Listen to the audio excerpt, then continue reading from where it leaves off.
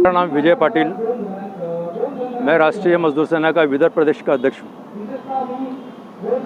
राष्ट्रीय मजदूर सेना की ओर से महाजन को कोराडी और दुग्ध व्यवसाय विकास केंद्र नागपुर, इनको बार बार हम लोगों ने निवेदन दिया और इन्होंने तमाम कामगारों को काम पर लेने की बात की थी।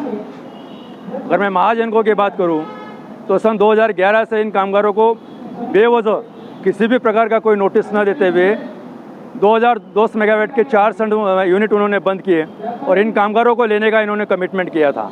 इन्होंने लिखकर भी दिया था कि हम टप्पे टप्पे से इन कामगारों को काम पर लेंगे, लेकिन इन कामगारों को आज तक उन्होंने काम पर नहीं लिया। अभी कामगार न्यायालय ने 78 कामगारों को काम पर लेने का आदेश दिया, लेकिन उसके बावजूद भी महाजनों ने उन कामगारों को काम पर न लेते हुए वो अपील में चली गई है और अभी ये कहते हैं कि हमारे पास में जगह नहीं है। मुझे ये कहना है 2011 से लेकर आज तक तुम लोगों ने हज़ारों कामगारों को लिया जो अनुभवी नहीं थे, नए कामगार थे, उन लोगों को आपने काम पर लिया है। जिन्होंने आपके पास में 15 से 20 साल काम किया, ऐसे कामगारों को आपने उनको अन्याय किया, उनको घर में बिठाया और उनको आज तक अपने काम पर नहीं लिया। कमिटमेंट करने के बावजूद भी उन्होंने काम पर नहीं लिया हुआ है और आज कामगार न्यायालय का आदेश हुआ तब भी उनको काम पर नहीं लिया, उनके ऊपर में अन्याय किया गया है। उसी तरीके से जो दूध डेयरी के जो कामगार है, गवर्नमेंट दूध डेयरी के, उनको भी काम पर नहीं लिया गया है। वो भी सन 1984 से काम पर है। 99 में उनको परमानेंट करने का आदेश था, तब भी यहाँ के अधिकारियों के हरामखोरी पना की वजह से उनको परमानेंट नहीं किया गया और हम लोगों ने 2023 में उनके केस परमानेंसी के लिए डाली और 20 फरवरी 2024 को औद्योगिक न्यायालय ने आदेश दिया कि इन 17 कामगारों को परमानेंट किया जाए। 1999 से उनको पेंशन दी जाए और 2014 से परमानेंट कामगारों की पूरी सहूलतें उनको दी जाए, 3 महीने के अंदर में दी जाए। लेकिन 7 महीने हो चुके हैं, उस सरकार के कानून के ऊपर जू तक नहीं रोकी। उनको ना आज तक उनको किसी प्रकार का नियुक्ति पत्र दिया गया, ना उनको परमानेंट से कोई आदेश दिया गया, ना उनको अभी तक किसी प्रकार की कोई परमानेंट के कोई फायदे दिए गए, कुछ भी नहीं दिए गए। और पूछा जाए तो हमारा विचाराधीन है, ये चल रहा है। कितना दिन ऐसा चलेगा? आज भी यार कामगार को न्यायालय का आप अवमानना कर रहे हो और अवमानना करने के बावजूद भी ये सरकार न्यायालय के आदेश को नहीं मानती है, तो फिर किसको मानने वाली है? ये हमारे सामने एक प्रश्न है।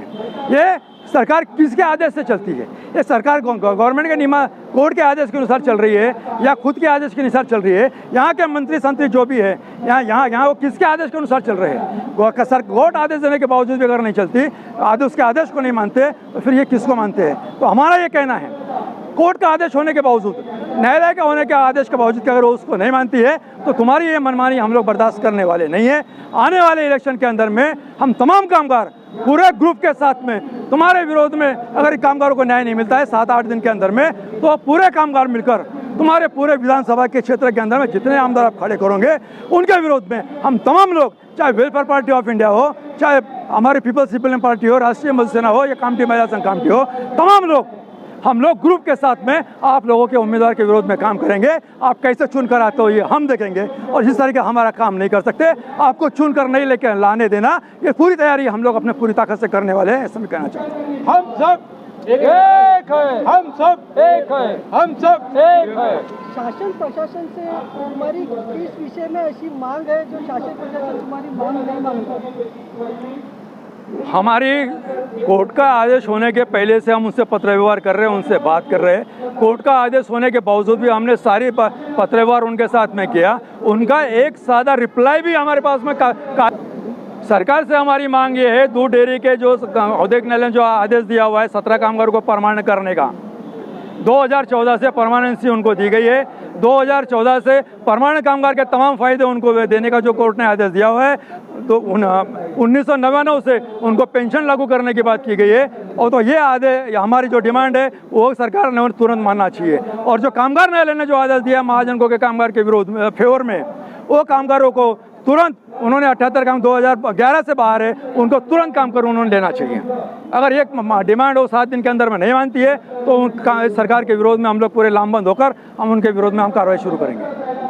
आज संविधान चौक पर जो हम लोग राष्ट्रीय मजदूर सेना का आंदोलन चल रहा है, उस आंदोलन से मैं ये आह्वान करना चाहता हूँ, राष्ट्रीय मजदूर सेना, महिला कामठी कामठी और वेलफेयर पार्टी ऑफ इंडिया, इसके अलावा भी जितने भी मजदूर संघ है, जितने भी कामगार यूनियन है, तमाम लोगों को साथ में लेकर हम, अगर ये कामगारों की समस्याओं अगर 7 दिन के अंदर में नहीं सुलझाते तो हम तमाम बड़े पैमाने के ऊपर में राज्यव्यापी आंदोलन करेंगे और सरकार से हम डिमांड करेंगे कि जल्द से इनकी मांगे सुलझाए। अन्यथा हम तमाम कामगार के विरोध में, जिस तरह से हमारे कामगारों के विरोध में षड्यंत्र करते हैं, हम खुलेआम आह्वान कर रहे हैं। हम षड्यंत्र नहीं करेंगे, लेकिन खुलेआम इस सरकार का हम विरोध कर इन सरकार के उम्मीदवार को गिराने का हम काम करेंगे। आवाज दो, आवाज दो, हमारी मांगे पूरी करो, पूरी करो, पूरी करो, हमारी मांगे पूरी करो, पूरी करो, पूरी करो। अरे आज करो, अभी करो, आज करो, अभी करो, अरे आज करो, अभी करो, आज करो,